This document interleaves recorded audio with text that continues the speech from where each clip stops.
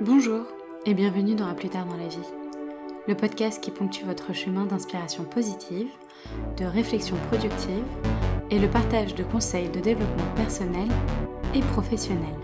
Je suis Axel, voyageuse dans l'âme, sophrologue et ravie d'être avec vous. Je suis super contente de vous retrouver aujourd'hui pour ce nouvel épisode. Dans le précédent, je parlais d'un outil qui s'attardait autour de la respiration et je trouvais ça pertinent aujourd'hui de vous faire un topo un peu plus poussé sur le sujet, notamment de parler des attributs de la respiration, comment ça fonctionne, mais également faire une petite approche sur la sophrologie, qui est mon domaine, et puis approfondir aussi la cohérence cardiaque qui avait déjà été abordée. But first thing first, commençons par l'étymologie du mot respirer. Respirer vient du verbe spirare qui veut dire souffler. Et la définition même de respirer, c'est le mécanisme d'amener l'air dans ses poumons, d'assimiler l'oxygène et de rejeter le gaz carbonique. Il y a d'autres définitions qui nous diraient que c'est d'exhaler ou alors d'être vivant.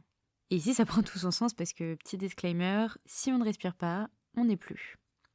Nous sommes tous composés de 206 os, 7 vertèbres cervicales, 12 vertèbres thoraciques, 5 vertèbres lombaires, 8 vertèbres soudées, entourées de peau. Nous sommes composés à plus de 50% d'eau, d'au moins 6 organes vitaux, et dont 2 petits poumons qui assurent l'un de nos besoins vitaux, respirer. Bon, en vrai, c'est un peu plus compliqué que ça, donc voyons ensemble comment ça fonctionne. Bon, je ne vais pas vous faire un cours d'anatomie, mais je vais juste essayer d'apporter quelques éléments de réponse sur le fonctionnement de la respiration. Tout d'abord, respirer, c'est inspirer et expirer. Pour l'instant, rien de compliqué. Nous possédons donc 2 poumons, un gauche et un droit. Chaque poumon se divise lui-même en sous-parties et chaque sous-partie a un rôle très important qui serait trop compliqué d'expliquer là aujourd'hui dans ce podcast. Respirer, c'est donc le renouvellement de l'air contenu dans les poumons par l'action des muscles respiratoires dont le principal est le diaphragme. Et là je dis merci Wikipédia. À l'inspiration, le diaphragme descend. Vos poumons s'élargissent et du coup ça permet au dioxygène de rentrer. Et à l'expiration, le dioxyde de carbone est rejeté. On peut donc ici se rendre compte que le diaphragme a sa place assez importante dans le processus de respiration et ainsi que d'autres muscles respiratoires. Pour ce podcast, j'ai également fait quelques petites recherches et je vous apporte ici quelques chiffres. Par minute, nous avons environ 4 litres d'air qui sont traités. On parle alors de 15 à 30 inspirations par minute, en fonction de l'état, en fonction de la personne, bien sûr, ça varie. Mais ça représente donc 50 000 inspirations par jour. Est-ce que vous vous rendez compte ? 50 000 inspirations en mode autopilote. Notre corps fait tout pour nous. On n'a même pas à y penser. Et moi, ça m'hallucine. Au-delà du mode autopilote, vous pouvez aussi avoir le choix. Dans la respiration, on a 2 types de respiration qui sont assez prédominantes.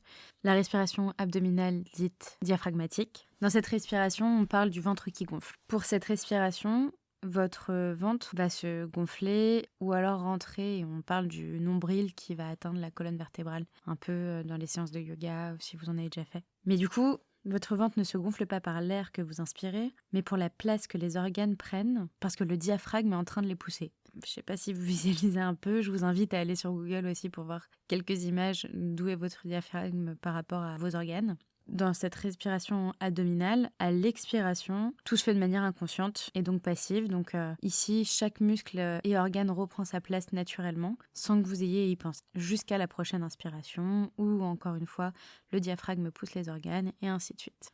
Je ne sais pas si vous avez déjà remarqué, mais par exemple, les bébés ont des respirations abdominales. Donc en fait, leur ventre gonfle et s'abaisse, plus ou moins rapidement. Les bébés ont ici une respiration qui est naturelle. Et sachez que vous êtes passé par là, vous aussi un jour.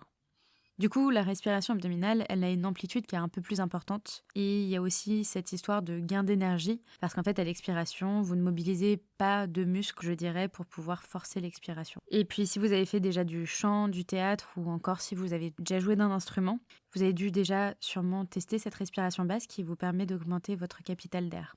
Et puis, la respiration basse se perd peu à peu avec l'âge, laissant place à une respiration thoracique, ou alors haute. Dans cette respiration, le diaphragme il va jouer le même rôle que la respiration abdominale, mais en plus de ça, nous allons plutôt engager les muscles au niveau des épaules, de la poitrine, et pour ça, c'est par cet espace que l'air va être assimilé.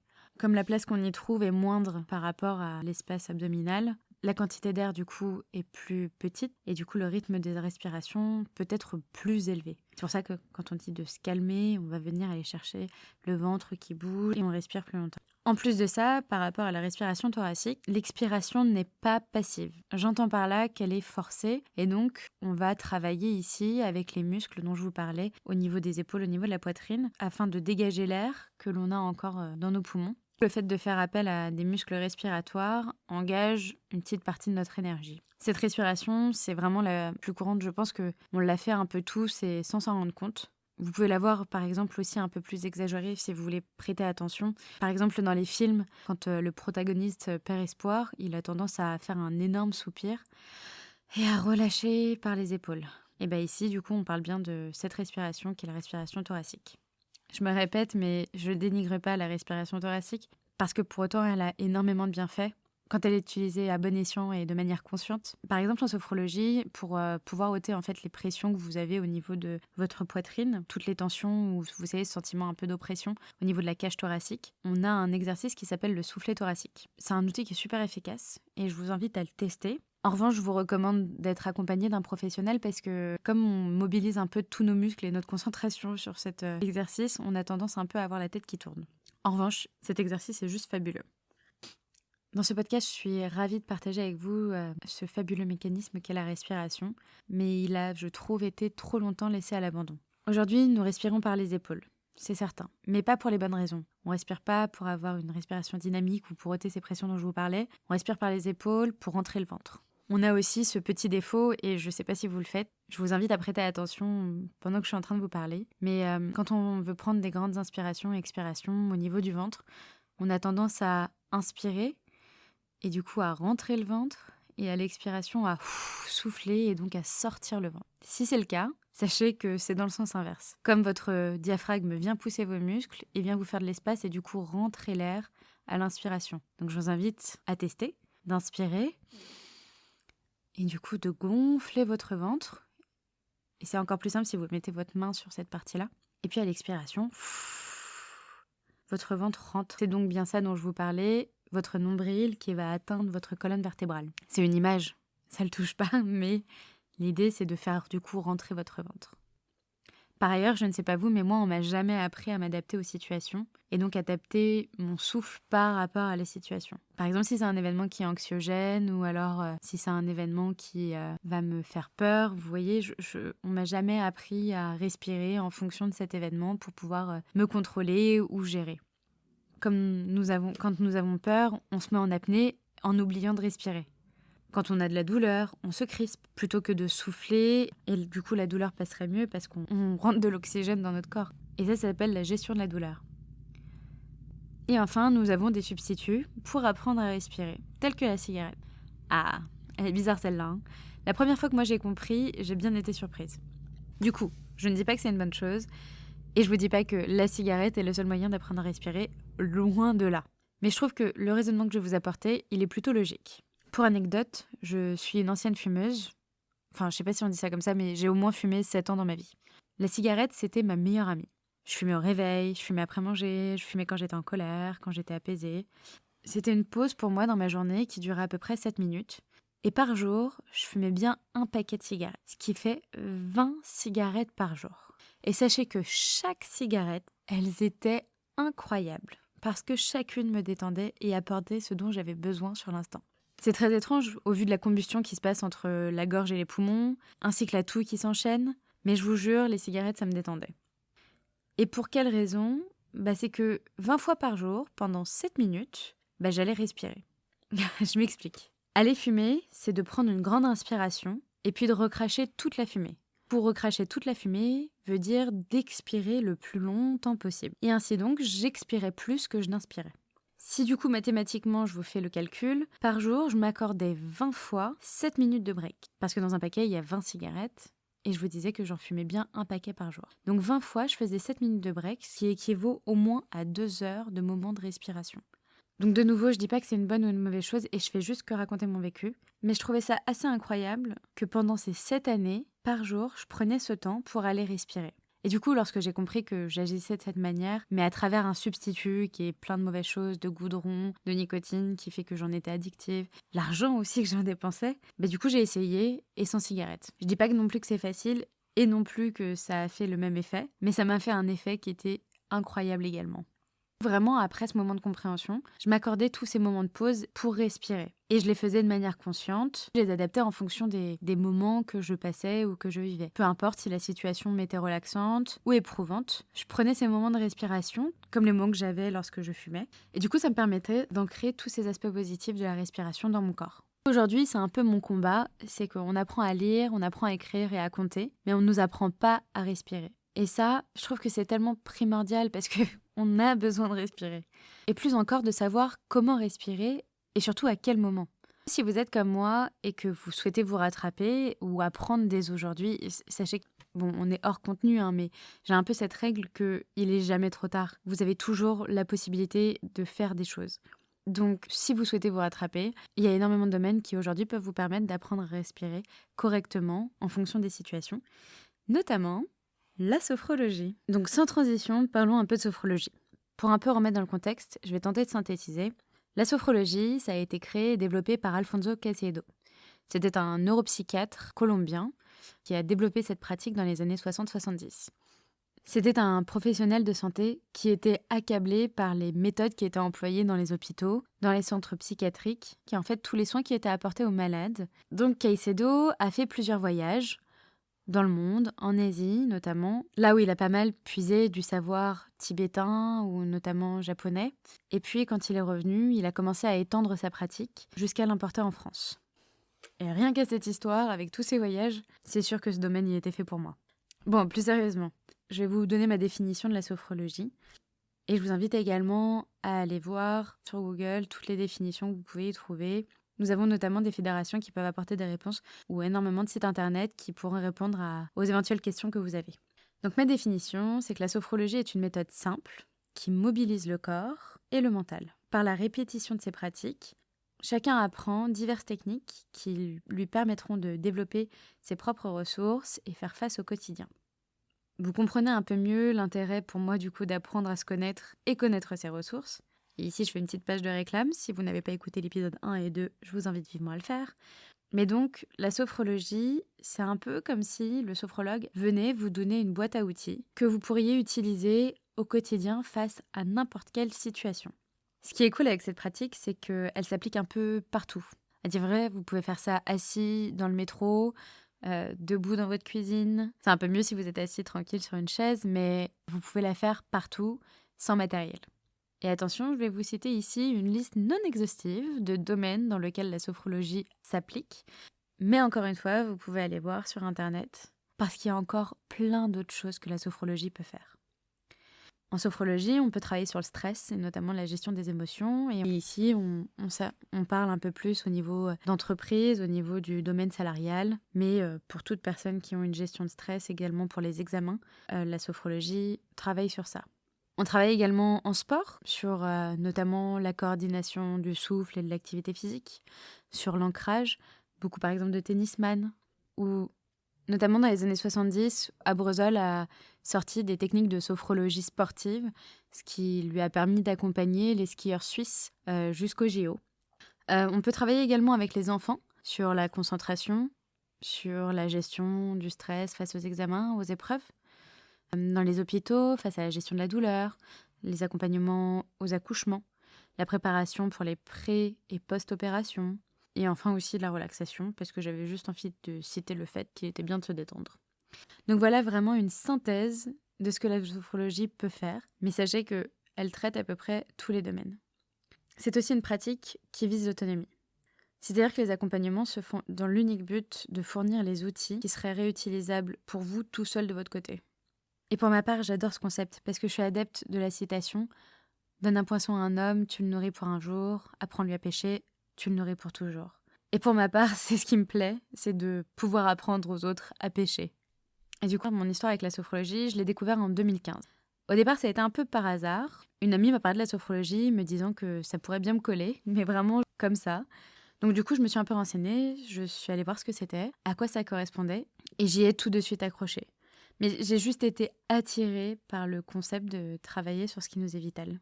Et après ça, j'ai juste adoré la bienveillance du milieu et plus encore, je trouvais ça incroyable qu'à l'école, on vous dise que le bien-être est une priorité et qu'il faut le mettre en priorité dans votre vie.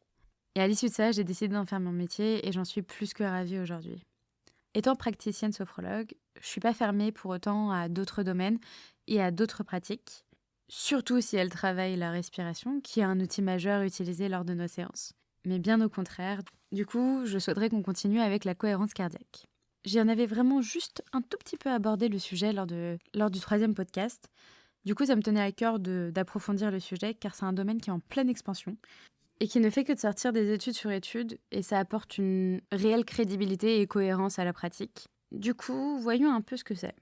Ça a été une découverte américaine au départ, au niveau du corps médical. Ça a été découvert par l'Institut HeartMath en 1995. Et puis ça s'est développé un peu plus dans les années 2000. La cohérence cardiaque, pour définition, c'est un outil simple qui est accessible à tout le monde.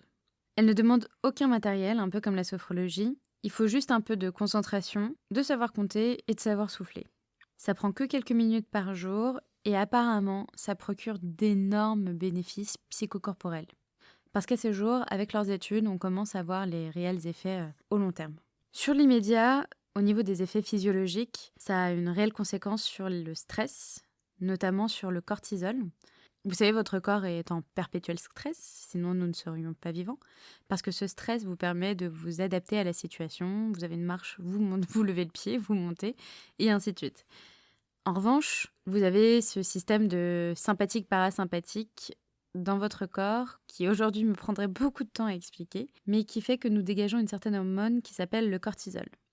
Ce cortisol, se déployant dans tout le corps, il affecte peu à peu nos organes vitaux si on n'y mène pas des actions dessus directement. La cohérence cardiaque, elle, va venir permettre de faire chuter le cortisol. Je pense que je ferai un podcast qui sera dédié au cortisol et au système sympathique-parasympathique directement. Et ici, ça prendra un peu plus son sens. Du coup, sachant que ce cortisol peut s'attaquer à nos organes vitaux s'il est en trop grande quantité, la cohérence cardiaque peut permettre de faire chuter ce chiffre. On parle aussi également d'une maîtrise du corps dans l'instant présent et donc d'une gestion un peu plus consciente de soi. Pour ce qui est des effets physiologiques à long terme, on va parler du coup de diminution des tensions artérielles, diminution des risques cardiovasculaires et pour ça, on ne dit pas non. Pour un peu contextualiser le tout, lorsque l'on vit un événement de caractère anxieux, on a notre rythme cardiaque qui s'accélère et qui lui est régi par notre cerveau. On a déjà tous connu cette sensation lors d'une épreuve ou d'un examen. Vous savez, ce moment où notre corps devient de plus en plus chaud, nos joues rougissent, nos mains deviennent moites, et cette sensation que notre cœur va sortir de notre poitrine. Notre cerveau, qui est générateur de ces émotions, il va avoir une influence directe sur notre cœur. Et donc l'Institut a constaté que la vitesse de notre respiration est liée à notre rythme cardiaque. Mais c'est également le cas au sens inverse, c'est-à-dire que notre rythme cardiaque influence également en retour notre cerveau. Du coup, HeartMath a mis en place une méthode afin de gérer notre respiration, pour in fine gérer nos battements de cœur et enfin retrouver du coup un rythme naturel. Donc pour résumer, par notre cerveau, nous pouvons gérer la vitesse de notre respiration en lui demandant de se calmer ou s'apaiser, ce qui fait que ça va influer sur notre rythme cardiaque. Mais en sens inverse, si on vient influer sur notre rythme cardiaque, on va pouvoir venir jouer sur notre cerveau et notamment influer nos émotions. Du coup, dans le précédent épisode, je vous avais parlé de la respirothèque. On la trouve sur le site cohérenceinfo.com. Je vous remettrai encore une fois les liens en barre d'infos qui pourraient vous être utiles. Ce site est tenu par David Howard et je vous invite à vous renseigner car c'est une vraie mine d'or. Tout d'abord, ce site nous renseigne sur le sujet, mais il nous invite également à savoir comment on pratique la cohérence cardiaque. Pour ce qui est de la respirothèque, en fait, ce sont des vidéos un peu adaptées en fonction de vos goûts et vos choix. Vous avez un fond qui sera une forêt, un autre ce sera un lac ou une cascade. Vous avez juste à choisir ce fond et à choisir ensuite le rythme de respiration que vous souhaitez. Soit respirer en 5-5, j'inspire en 5 temps, j'expire en 5 temps, soit 4-6, peu importe. Peut-être que je vous l'ai déjà dit, mais si on expire plus que l'on inspire, ici, on vient diminuer notre rythme cardiaque. Ça nous apaise du coup peu à peu. Si vous choisissez 5-5, autant d'inspiration et d'expiration, ici on reste sur un rythme cardiaque assez équilibré. Si vous allez plutôt du coup sur du 6-4, donc vous inspirez plus que vous n'expirez, là vous allez chercher un rythme qui est un peu dynamique. Et enfin, le 4-6, pour inversement venir se relaxer. Une fois que vous aurez choisi votre rythme cardiaque, vous n'aurez plus qu'à suivre un petit point qui est au milieu de la vidéo et qui vous guidera sur les temps de respiration, et ça pendant 5 minutes. Je vous invite à faire des tests entre la respiration qui est un peu plus dynamique et la respiration qui est un peu plus calme. Je vous déconseille de le faire à un moment où vous vous sentez un peu fatigué ou alors ce moment où vous pouvez peut-être vous sentir un peu énervé, vous avez des palpitations dans le cœur, mais plutôt un moment où vous êtes juste bien et tester justement ces différents rythmes de respiration. Vous verrez que ça influence réellement notre corps et potentiellement du coup notre état psychique. Enfin, pour la cohérence cardiaque, vous avez pour les férus d'applications plusieurs applications que vous pouvez télécharger, comme Respirelax, qui est la plus connue et qui a un peu le même principe que les vidéos de la Respirothèque. Mais je vous recommande l'application Respire. Alors aujourd'hui, je l'ai vue uniquement disponible sur l'iOS, mais n'hésitez pas à me dire si vous l'avez trouvée sur d'autres systèmes. Cette application, elle est juste simple et épurée. Vous indiquez vos réglages, donc le temps de respiration que vous voulez, le rythme de respiration que vous souhaitez, et vous pouvez également en plus vous mettre des rappels pour la journée, savoir ces moments où vous voulez faire un petit break. Et enfin, vous aurez une belle forme ovale, ronde, qui est chaude et réconfortante, et vous aurez juste à la suivre. Et vous verrez du coup cette forme qui s'agrandit au rythme de votre inspiration, et vous serez accompagné de petites vibrations qui vont développer le côté, je trouve, sensoriel de l'expérience. Donc s'il vous plaît, si vous avez l'iOS, testez cette application et donnez-moi votre avis parce que franchement, elle est juste incroyable. Donc voilà, je crois que j'ai fait un peu le tour pour la cohérence cardiaque, mais également pour la respiration. J'ai tenté de mettre un peu plus en avant le mécanisme, mais soyez curieux et allez voir sur YouTube ou sur Google comment fonctionne notre respiration, comment fonctionne cet écosystème qui vous appartient et qui est là avec vous au quotidien et qui vous accompagnera jusqu'à la fin. Parce que respirer, c'est primordial. Et du coup, je suis contente de vous avoir fait un petit topo déjà sur la méthode que j'utilise aujourd'hui et que je partage, mais également sur d'autres pratiques. N'hésitez pas à me faire savoir si vous en connaissez d'autres. Je sais qu'on a également d'autres exercices de respiration au niveau du yoga, de la méditation, et qu'il y en a plein d'autres qui existent. Donc du coup, je pense que ce sujet mériterait peut-être un deuxième podcast. Qu'en dites-vous ? Je vous remercie d'avoir écouté ce podcast. Si elle vous a plu, vous pouvez favoriser sa diffusion en mettant 5 étoiles sur votre plateforme de podcast préférée. Vous pouvez également retrouver plus d'actualités sur Instagram à aptlv et n'hésitez pas à me partager votre avis sur la thématique du jour, je me ferai une joie de vous lire.